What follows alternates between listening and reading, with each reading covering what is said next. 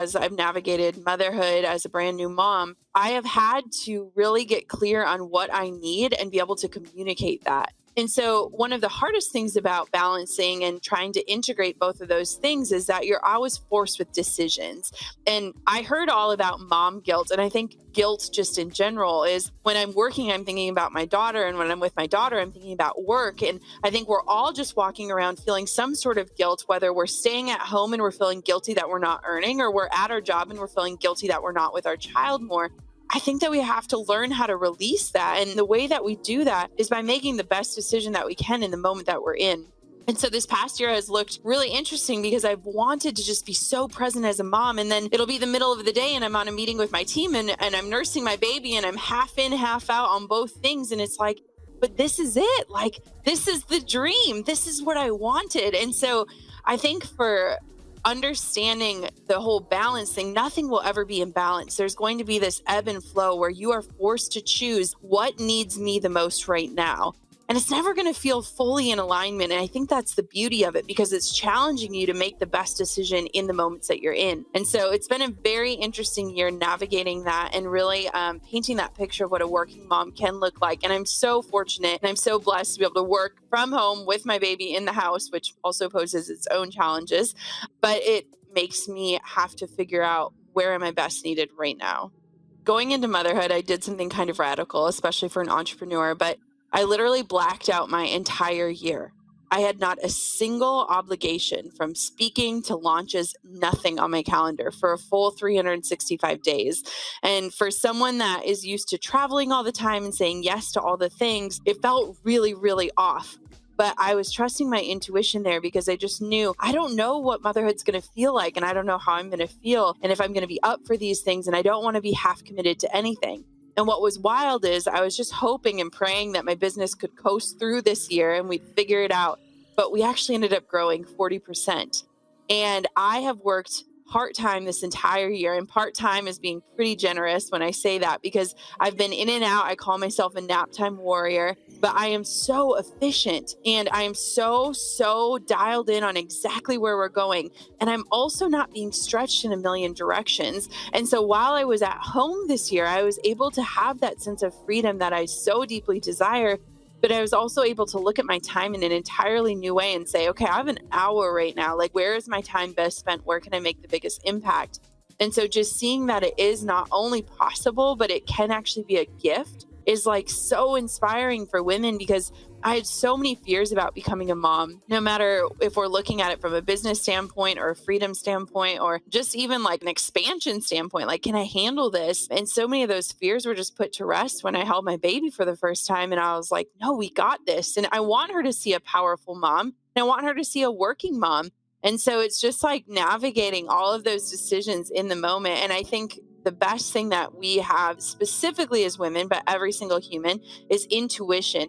So often these days we're bombarded with so much information that we lean on to blueprints and courses and all these step-by-step things that have worked for everyone else, when deep down, if we just were quiet enough and we could listen to our gut, we probably already know the answers.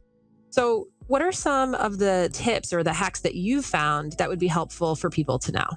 Yeah, so for me, I am an efficiency freak. And so when your time gets limited, that is when you really see how great you are at time management, right? We're working with less time these days. We've got more demands on us. So I have figured out ways to multitask in a way that isn't distracting. Because I think a lot of times when we multitask, we're half in on a million things and we're not actually excelling at any. So one of my favorite ones is just listening to content while I'm in the shower.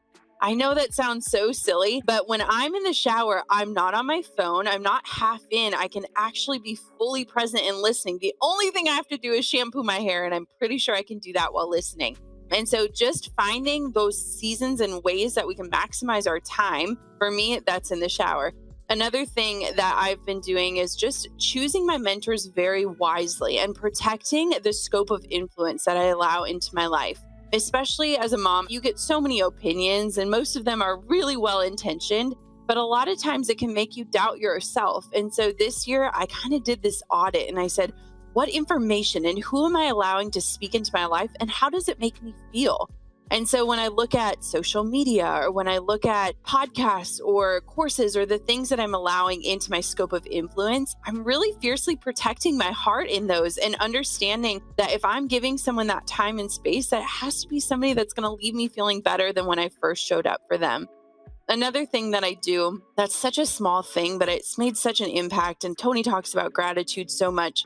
But every single day, I send 3 voice texts to people that are on my heart. And I'm a Christian, so I believe it's like a God, a divine intervention. If somebody pops into my head that I haven't spoken to in a while, I just grab my phone, I click a little voice note, and I say, "Hey, no need to respond to this, but I just want you to know I'm thinking of you today. I just wanted to check in and let you know I'm praying for you." And it's wild because so many times when I do that, I'll get a message back saying, "Oh my gosh, you have no idea how much I needed that right now." And it helps me to feel connected, especially in a season where I'm pretty much home all of the time and feeling a little disconnected from reality. So, those are just some little things that I do that kind of allow me to really feel like I'm still making progress, even if it's a day where I'm just doing the laundry and making lunch and doing nap times, where I feel like I'm becoming a better version of myself, even in the space of my own 4 walls. So, speaking of that, with social media, this is something that's really tricky, right? We're living in this world where it's so easy to become consumed by it. And a lot of people can just unplug and they just say, okay, this is a distraction. This doesn't serve me. So I'm going to limit it. And a lot of people are going on social media diets, right? They don't want that false sense of reality. They don't feel bad about themselves, what we're achieving, and where we're at in our lives. But you're an influencer and you live in the social media world. So that's not an option for you. So, how do you cope with that constant struggle of being consumed by it and then taking a step back? And how do you free yourself from the distraction when you need to? Yeah. So I love social media. And it's so funny because I feel like nowadays people are just so frustrated with it or they're angry at the algorithm. And I'm like, no, I love social media. I think it's a beautiful place to connect with people and inspire. And one huge shift that is such a simple shift to make that really changes the way that you look at social media is I look at social media as my legacy. And so instead of looking at it as a highlight reel or a way to share your best moments, I think, my gosh, someday my daughter's going to look at this and see a day in the life of her mom. Or someday, like somebody's going to Google me and they're going to be able to see my real life. Like, I don't want to look back and just see the highlight reel. I want to see the real life. And so for me, just shifting that perspective from just being this marketing machine or this place to get more followers or notoriety or fame, and really understanding like this is my chance to tell my story. I don't know about you, but I'm not great about journaling. I don't keep a really great diary. Like I try to do all of those things, and usually they are the first things to go when life gets busy. And so my posts are just these little love notes from me to the universe. And I think when you really think about writing messages that connect with just one person, that can impact one person, if just one person was